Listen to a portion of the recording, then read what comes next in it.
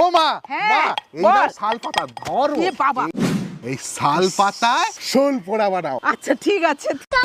এ বাবা। শালপাতায় শোল পোড়া আমার শাশুড়ি মায়ের খুব প্রিয় একটি রেসিপি। প্রথমে মাছটা কেটে বেছে ভালোভাবে ধুয়ে নিয়ে ওতে নুন আর লেবুর রস ভালোভাবে মেখে শিলে আদা রসুন গোলমরিচ বেটে নেব।